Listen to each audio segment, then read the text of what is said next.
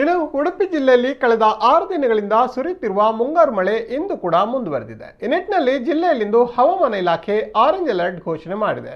ಇನ್ನು ಮುಂಜಾನೆಯಿಂದಲೇ ಜಿಲ್ಲೆಯಲ್ಲಿ ಧಾರಾಕಾರ ಮಳೆಯಾಗುತ್ತಿದ್ದು ಸುಮಾರು 60 ಮಿಲಿಮೀಟರ್ ಮಳೆ ಬೀಳುವ ಸಾಧ್ಯತೆ ಇದೆ.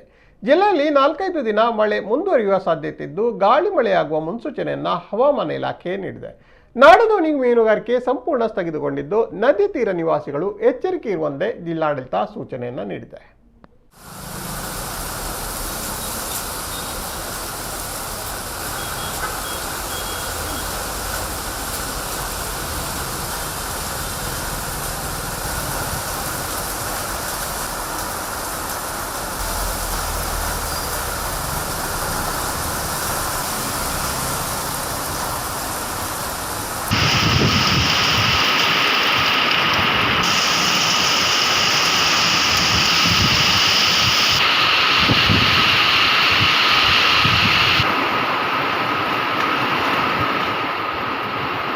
ಹವಾಮಾನ ಇಲಾಖೆಯ ವರದಿಯಂತೆ ಇಂದಿನಿಂದ 18ನೇ ತಾರೀಕಿನವರೆಗೂ ಸಹ ಆರೆಂಜ್ ಅಲರ್ಟ್ ಘೋಷಣೆ ಮಾಡಲಾಗಿದೆ. ಆರೆಂಜ್ ಅಲರ್ಟ್ ಇರೋದ್ರಿಂದ ಸಾಕಷ್ಟು ಮಳೆ ಆಗುವ ಸಾಧ್ಯತೆ ಇರೋದ್ರಿಂದ ಸಾರ್ವಜನಿಕರು ಸುರಕ್ಷಿತವಾಗಿರಬೇಕು ಅಂತ ನಾನು ಮನವಿ ಮಾಡ್ತೀನಿ. ಯಾರಾದರೂ ಹೊರಗಡೆ ಕೆಲಸಕ್ಕೆ ಮತ್ತು ಬೇರೆ ಕಡೆ ಹೊರಗಡೆ ಹೋದಂಥ ಸಂದರ್ಭದಲ್ಲಿ ಸ್ವಲ್ಪ ಎಚ್ಚರಿಕೆಯಿಂದ ಇರಬೇಕು ಅಂತ ನಾನು ಮನವಿ ಮಾಡ್ತೀನಿ. ಇನ್ನು ಟೂರಿಸ್ಟ್ಗಳು ಸಾಕಷ್ಟು ಸಂಖ್ಯೆಯಲ್ಲಿ ಜಿಲ್ಲೆಗೆ ಬರ್ತಾ ಇದ್ದಾರೆ. ಆದ್ದರಿಂದ ಸಮುದ್ರಕ್ಕೆ ಹೋಗುವಂಥದ್ದು, ಬೀಚ್ಗೆ ಹೋಗುವಂಥದ್ದು, ಬೀಚ್ನಲ್ಲಿ ಹೋಗಿ ಈಜಾಡುವಂಥದ್ದು, ಅಲ್ಲಿ ಸಮುದ್ರ ರಫ್ತು ಇರೋದ್ರಿಂದ ಸಾವು ನೋವು ಸಂಭವಿಸಬಹುದಾದಂಥ ಸಂದರ್ಭ ಇರೋದ್ರಿಂದ ಸಾರ್ವಜನಿಕರು ಜಿಲ್ಲೆಗೆ ಬಂದಂಥ ಸಂದರ್ಭದಲ್ಲಿ ಸುರಕ್ಷಿತವಾಗಿರಬೇಕು ಅಂತ ನಾನು ಮನವಿಯನ್ನು ಮಾಡ್ತೀನಿ. ಇನ್ನು ಮೀನುಗಾರಿಕಾ ಬಂಧುಗಳಿಗೆ ಈಗಾಗಲೇ ಎಚ್ಚರಿಕೆಯನ್ನು ನೀಡಲಾಗಿದೆ.